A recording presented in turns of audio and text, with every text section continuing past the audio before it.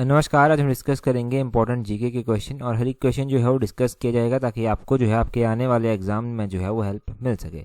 Question number 143 से जो है अभी हम डिस्कशन जो है वो स्टार्ट करेंगे। देखिए, सभी के सभी क्वेश्चन जो हैं वो इंपॉर्टेंट हैं, प्रीवियसली पूछे जा चुके हैं और उम्मीद है कि आगे भी जो है वो कुछ इस तरह के क्वेश्चन जो हैं वो डायरेक्टली इनडायरेक्टली जो है वो एग्जाम में लिंक किए जाएंगे, तो वही एक रिवीजन हो सके, सब चीज़ें ना छूट जाएं। इसीलिए आज रैंडम क्वेश्चन जो है वो डिस्कस करेंगे, हर एक सेक्शन को जो है वो टच करने की कोशिश भी साथ में की जाएगी। तो सबसे पहले तो हम स्टार्ट करेंगे क्वेश्चन नंबर 143 से। 143 में पूछते हैं washing soda is common name for.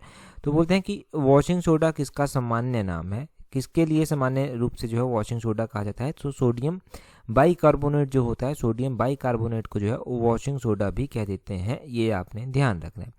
यहाँ से ये ध्यान रखें। क्वेश्चन नंबर 144 देखिए। 144 में बोलते हैं सिल्क इज प्रोड्यूस्ड बाय। तो सिल्क जो है वो प्रोड्यूस होती है किसके द्वारा जो है ये उत्पन्न होती है। सिल्क जो है वो लार्वा ऑफ सिल्क वर्म से जो है वो प्रोड्यूस होती है। ऑप्शन सी सही आंसर है। रेशम कीट के डिंब से जो है ये उत्पन्न होती है, जो सिल्क होती है, ये आपने ध्यान रखना है। क्वेश्चन नंबर 145 देखिए। बोलते हैं steam engine was invented by. तो बोलते हैं कि स्टीम इंजन जो था वो इन्वेंट किसके द्वारा किया गया था, किसके द्वारा इसका आविष्कार जो था वो किया गया था। तो इसका आविष्कार जो था वो न्यू कॉमन के द्वारा जो था वो किया गया था। ऑप्शन डी सही आंसर हो जाएगा। न्यू कॉमन ने जो था वो स्टीम इंजन का आविष्कार किया था। ये जो इंजन है ना, इसको लेकर ज़रूर कन्फ्यूज़न हो सकता है आपको, तो आप में ध्यान रखना है कि न्यू कॉमन थे जिन्होंने इसका आविष्कार जो था वो किया था। थॉमस न्यू कॉमन इनका पूरा नाम था। क्वेश्चन नंबर 146 देखिए। बोलते हैं density of milk is measured by. तो मिल्क की जो डेंसिटी होती है उसको किस चीज़ के साथ, कौन सा इंस्ट्रूमेंट होता है जिसके साथ मेज़र किया जाता है। देखिएगा, जहाँ पर भी मिल्क के फार्म लगे हुए हैं, जैसे कि कामधेनु हो गया, हिमाचल में तो अभी कामधेनु ही है, शायद वेरका का भी कहीं पर बन रहा है, परंतु जहाँ पर भी ये फार्म है या जहाँ पर भी डेयरी के लिए जो है पंजाब में मिल्क जाता है, वहाँ पर जब जो लोकल जो फार्मर्स होते हैं, जो एग्रीकल्चर करते हैं, उनसे जब मिल्क कलेक्ट किया जाता है तो वो लोग मिल्क की डेंसिटी चेक करते हैं और लैक्टोमीटर की सहायता से करते हैं और उसी बेस पर जो है दूध खरीदा जाता है। तो लैक्टोमीटर आपने ध्यान रखना है कि मिल्क की डेंसिटी को मेजर करने के लिए इस्तेमाल किया जाता है। लैक्टोमीटर ध्यान रखें, ये बहुत ही ज़्यादा इंपॉर्टेंट इंस्ट्रूमेंट है और एग्जाम में पूछा जाएगा। 147 देखिए। बोलते हैं in which country was Buddhism first propagated outside India. तो बोलते हैं कि भारत के बाहर किस देश में बौद्ध धर्म प्रथम प्रसारित हुआ था। भारत के बाहर बताना है कि सबसे पहले बौद्ध धर्म जो था वो कहाँ पर प्रसारित हुआ, कहाँ पर उसको प्रोपगेट किया गया, तो वो किया गया श्रीलंका में। ऑप्शन ए जो है वो सही आंसर है। 148 क्वेश्चन नंबर देखिए। 148 क्वेश्चन नंबर में बोलते हैं Pulakeshin second was contemporary of. जब भी हम हिस्ट्री पढ़ते हैं तो पुलकेशिन सेकंड के बारे में हमने बहुत बार जाना है। पुलकेशिन सेकंड जो है वो हर्षवर्धन के समकालीन थे, इनके ये कंटेम्प्रेरी थे। ऑप्शन डी सही आंसर है। आज हम डिटेल से डिस्कस नहीं कर रहे हैं, डिटेल से इसलिए डिस्कस नहीं कर रहे हैं ताकि एक रैंडम रिवीजन हो सके आपका, सभी सेक्शंस का, एक सेक्शन का नहीं सभी सेक्शंस का एक बहुत अच्छे से रिवीजन हो सके और ज़्यादा क्वेश्चन हम डिस्कस कर पाएँ एक ही वीडियो में, इसीलिए हम डिस्कस कर रहे हैं। अगला क्वेश्चन है क्वेश्चन नंबर 149। बोलते हैं बलवंस ग्रेटेस्ट अचीवमेंट वॉज। कि बलवन की ग्रेटेस्ट अचीवमेंट जो है वो क्या थी, सर्वोच्च सिद्धि जो था वो बलबन की क्या थी। तो बलबन की ग्रेटेस्ट अचीवमेंट थी establishment of peace and security, कि उसने पीस और सिक्योरिटी को जो था वो एस्टेब्लाइज करवाया था। ये बलबन की सबसे बड़ी अचीवमेंट मानी जाती है। एंशियंट हिस्ट्री तो स्टिल एग्जाम में पूछी ही जाएगी, उसमें तो कोई चेंज नहीं किया गया है।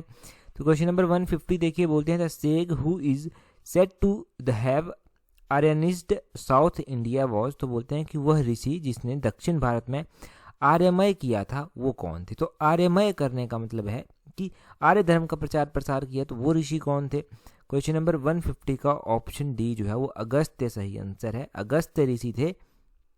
अगस्त्य ऋषि जो था ये एक वैदिक ऋषि थे और ये वशिष्ठ मुनि के बड़े भाई थे। वशिष्ठ मुनि का नाम आपने सुना है, तो उनके ये बड़े भाई थे, ये आपने ध्यान रखना है।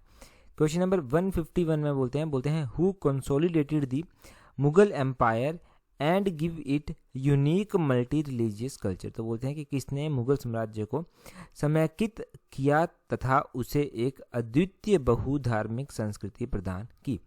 तो जब भी मुगल साम्राज्य की बात की जाती है तो ध्यान रखना है कि मुगल धर्म को जो था वो किसने अद्वितीय किया था और उसे बहुधार्मिक संस्कृति प्रदान की थी, वो थे अकबर। ऑप्शन ए जो है वो सही आंसर है, अकबर ने किया था, ऑप्शन ए सही आंसर है। क्वेश्चन नंबर 152 देखिए, 152 में बोलते हैं Champaran Satyagraha was started by Mahatma Gandhi in which year. बोलते हैं कि चंपारण सत्याग्रह किया तो स्टार्ट महात्मा गांधी जी के द्वारा किया गया था, परंतु कब स्टार्ट किया गया था ये पूछा जाता है। तो चंपारण सत्याग्रह गांधी जी के द्वारा 1917 में 1917 में जो था वो स्टार्ट किया गया था, 1917 में स्टार्ट किया गया था। चंपारण सत्याग्रह ही सबसे पहले इंडिया में उन्होंने आकर किया। उसके बाद अहमदाबाद मजदूर मिल, खेड़ा आंदोलन और बहुत सारे आंदोलन उन्होंने चलाए, स्टिल वो चलाते रहे और लास्ट में जाकर उनका जो एक हथियार हुआ करता था, मेन हथियार, कि हम शांति से करेंगे, हम अहिंसा से जो है वो करेंगे, हिंसा का आचरण नहीं करेंगे, वो रखते थे हमेशा से इस बात का ध्यान। तो उसके बाद उन्होंने जो था वो इस बात को छोड़ दिया था, लास्ट में उन्होंने डू और डाई का, करो या मरो का नारा भी दिया था। क्वेश्चन नंबर 155 का देखिए क्या बोलते हैं यहाँ पर, बोलते हैं who is not a characteristic of federal government. Federal government का कैरेक्टरिस्टिक इनमें से कौन सा नहीं है। तो इनमें से जो है वो यूनिकैमरलिज्म जो है वो फेडरल गवर्नमेंट का फीचर नहीं है, नहीं आपसे पूछा गया है, ये आपने ध्यान रखना। नॉट जब आपसे पूछा गया है तो यूनिकैमरल सही आंसर होगा। यूनिकैमरल होता है, बाई कैमरल होता है, और फेडरल सिस्टम में होता क्या है एक्चुअली में, फेडरल सिस्टम में जो है पावर जो है वो इक्वली डिवाइड की जाती हैं। ये आप ध्यान रखिए कैसे इक्वली डिवाइड की जाते हैं। सबसे अच्छा एग्जाम्पल है यूएसए, यहाँ पर पावर जो है वो इक्वली जो है वो डिवाइड की गई हैं, तो इसीलिए इसको फेडरल स्टेट जो है वो कहा जाता है, फेडरल कंट्री जो है वो कहा जाता है। इंडिया में पावर्स को लेकर थोड़ा सा जो है वो अलग तरह से रहता है, राज्यसभा के पास थोड़ी सी कम पावर है, लोकसभा के पास थोड़ी सी कम पावर है, तो पूरी तरह से इंडिया एक फेडरल कंट्री नहीं है, ये भी ध्यान रखें। अगला क्वेश्चन है 154 क्वेश्चन, बोलते हैं which is not a fundamental right. तो बोलते हैं कि इनमें से कौन सा फंडामेंटल राइट नहीं है। फंडामेंटल राइट की बात करते हैं तो राइट टू इक्वलिटी ये फंडामेंटल राइट है, राइट अगेंस्ट एक्सप्लॉयटेशन ये भी फंडामेंटल राइट है, right to freedom of religion ये भी फंडामेंटल राइट है, परंतु राइट टू स्ट्राइक, स्ट्राइक करने का, हड़ताल करने का अधिकार ये फंडामेंटल लिस्ट की श्रेणी में जो है वो नहीं आता है, ये आप ध्यान रखें। फंडामेंटल राइट की जब भी बात की जाए तो आपके माइंड में कुछ चीज़ें स्ट्राइक होनी चाहिए। यहाँ से आपके मन में सबसे पहली चीज़ क्या या स्ट्राइक होनी चाहिए कि राइट टू इक्वलिटी ये कौन से आर्टिकल में जो है वो आता है। तो राइट टू इक्वलिटी की जब भी बात की जाए तो अपने आर्टिकल नंबर 14 नंबर आर्टिकल जो है वो ध्यान रखना है, इसमें जो है वो बात की गई है किसकी, आपने ध्यान रखना फंडामेंटल राइट्स की। तो राइट टू इक्वलिटी हो गया जी आर्टिकल नंबर 14 में। राइट अगेंस्ट एक्सप्लॉयटेशन कि आपका कोई भी शोषण नहीं कर सकता, ये राइट आपको दिया गया है। तो ये कौन से आर्टिकल में आता है, कौन से आर्टिकल में ये बात कही गई है, ये जो है आर्टिकल नंबर 23-24 में दिया गया है। 23-24 दो अलग अलग आर्टिकल हैं, इनमें अलग अलग बातें कही गई हैं। जो आर्टिकल नंबर 23 आता है उसमें कुछ अलग कहा गया है, उसमें कहा गया है कि आप जो हैं आप आर्टिकल नंबर 23 बोलता है कि इसमें ट्रैफिकिंग के ऊपर रोक लगाई गई है। कौन सी ट्रैफिकिंग, ह्यूमन ट्रैफिकिंग के ऊपर, फोर्सफुली किसी से काम नहीं करवा सकते, वो रोक लगाई गई है। और आर्टिकल नंबर 24 थोड़ी सी अलग बात करेगा, ये बात करेगा कि बच्चों से जो है वो एम्प्लॉयमेंट नहीं करवाई जाएगी, फैक्ट्रीज में काम नहीं करवाया जाएगा, बच्चों की बात यहाँ पर की गई है, तो उसके ऊपर मनाही की गई है। तो ये आप आर्टिकल्स ध्यान रखना। अगला क्वेश्चन देखिए, क्वेश्चन नंबर 155 बोलते हैं how many members of Rajya Sabha are nominated by president. तो प्रेसिडेंट जो है वो राज्यसभा के लिए कितने सदस्य जो हैं वो चुनते हैं। आजकल प्रेसिडेंट जो है वो हिमाचल आई हुई है, तो हिमाचल से आपने ध्यान रखना है कि जो भी इंपॉर्टेंट क्वेश्चन न्यूज़पेपर पर बनते हैं वो आपने ज़रूर नोट कर लेने हैं। टेलीग्राम पर भी मैं कंटिन्यूसली शेयर कर रहा हूँ। यहाँ पर ध्यान रखना है कि प्रेसिडेंट जो है वो 12 सदस्य जो है राज्यसभा से चुनती हैं। हिमाचल से तो 4 सदस्य जो हैं वो राज्यसभा से चुनकर जाते हैं, ये आपने ध्यान रखना है। एमएलए उनको चुनते हैं, जो एमएलए हमारे हिमाचल के हैं वो 4 सदस्य टाइम टू टाइम जो है वो चुनकर भेज देंगे, 6 सालों के लिए वो चुने जाएंगे। कुछ 12 सदस्य ऐसे होंगे जो राज्यसभा में जो है वो चुने जाएंगे, जो राज्यसभा में चुने जाएंगे और जो राज्यसभा में प्रेसिडेंट के द्वारा चुने जाएंगे, ये ध्यान रखें। क्वेश्चन नंबर 156 देखिए, बोलते हैं special feature of 6th 5 year plan was. तो 6ठे नंबर का जो 5 ईयर प्लान था उसका एक स्पेशल फीचर था, वो क्या था। उसका जो स्पेशल फीचर था वो एरिया प्लानिंग था, उसका स्पेशल फीचर, तो ये आपने ध्यान रखना है। ऑप्शन बी एरिया प्लानिंग जो है वो बिल्कुल सही आंसर हो जाता है। क्वेश्चन नंबर 157 में बोलते हैं densest planet of the solar system में, इसकी सोलर सिस्टम जो हमारा है उसका सबसे डेंसेस्ट, सबसे घना प्लेनेट जो है वो कौन सा है, जिसका घनत्व तो जो है वो सबसे ज़्यादा है। तो वो अर्थ, हमारा धरती ही ऐसा प्लेनेट है जिसकी डेंसिटी जो है वो बहुत ज़्यादा है, वो आपने ध्यान रखना है। आगे बोलते हैं 158 में GMT is the standard time of which country, कि GMT जो है वो किस कंट्री का एक स्टैंडर्ड टाइम है। ग्रीनविच मीन टाइम जो है उसको कहते हैं। तो ये जो है वो यूनाइटेड किंगडम UK का जो है वो क्या है, स्टैंडर्ड टाइम है। ऑप्शन सी सही आंसर हो गया।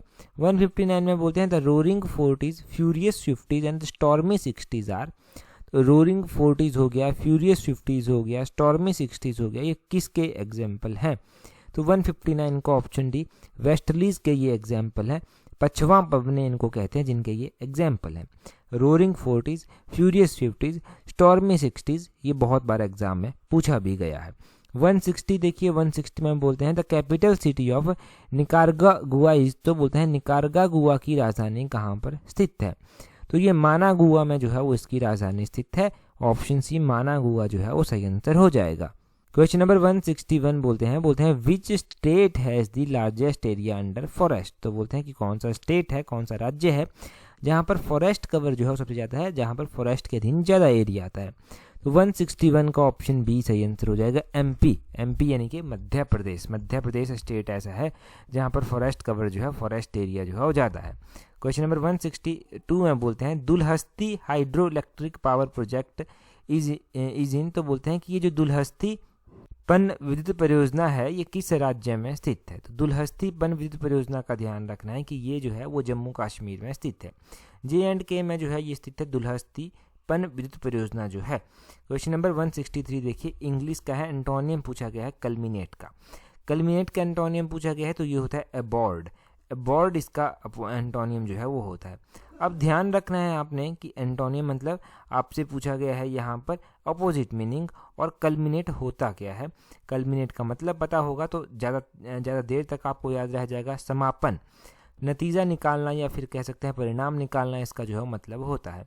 और उसी तरह अबॉर्ट का मतलब क्या होता है? तो अबॉर्ट होता है बीच से बंद करें, या फिर एक तो हो गया परिमाण निकालना, उसको बंद कर देना कहिए आपकी, वो उसका अबॉर्ट का मतलब होता है। करेक्टली स्पेलिंग आपको करनी है कमेंसमेंट की। कमेंसमेंट की सही स्पेलिंग क्या होती है? 164 का ऑप्शन है COMMENCEMENT, ये इसकी सही स्पेलिंग जो है वो होती है। क्वेश्चन नंबर 165 देखिए, वन वर्ड सब्स्टिट्यूशन दिया गया है। The care taker of public building is, तो पब्लिक बिल्डिंग जो होती है उसके केयर टेकर को क्या कहते हैं? तो पब्लिक बिल्डिंग के केयर टेकर को कस्टोडियन कहा जाता है। ऑप्शन सी जो है वो कस्टोडियन बिल्कुल सही आंसर हो जाएगा। 166 में फिल इन द ब्लैंक है, बोलते हैं they have dash up the deficit. तो बोलते हैं कि इसका होगा they have made up the deficit. Option C जो है वो सही आंसर हो जाएगा, ये ध्यान रखना है। 167 में बोलते हैं विद्यालय में कौन सा समास है? विद्यालय में जो है वो कौन सा समास है? तत्पुरुष समास जो है वो विद्यालय में आएगा। ऑप्शन डी तत्पुरुष जो है वो सही आंसर हो जाएगा। छोटा की भाववाचक संज्ञा क्या है? 168 का ऑप्शन सी छोटापन जो है वो उसकी भाववाचक संज्ञा है। 169 में बोलते हैं जनक का पर्यायवाची क्या होगा? जनक का पर्यायवाची होगा विदेह। ऑप्शन ए जो है वो सही आंसर आ जाएगा। लाचार में कौन सा उपसर्ग आएगा? तो लाचार में जो है वो उपसर्ग आएगा ला। ऑप्शन ए जो है वो सही आंसर हो जाएगा। लाचार में ला उपसर्ग जो है वो आएगा। टेलीग्राम पर अगर आपने अभी तक ज्वाइन नहीं किया है तो टेलीग्राम पर ज्वाइन करने के लिए अपने टेलीग्राम से @allexam31 सर्च कर लेना, आपको हमारा टेलीग्राम चैनल जो है वो मिल जाएगा। टेलीग्राम पर ज़रूर ज्वाइन कर लें ताकि आने वाले एग्जाम्स में आपको हेल्प मिल सके। और हिमाचल जीके हमने यहाँ पर इंक्लूड नहीं की है, वो डेफिनेटली आपको टेलीग्राम पर भी क्विज के रूप में प्रैक्टिस करने को मिल जाएगी, और नेक्स्ट वीडियोस में तो हम डिटेल से डिस्कस करेंगे ही। That's all for today. Telegram पर ज्वाइन कर लें। Thank you very much for watching and listening it very patiently.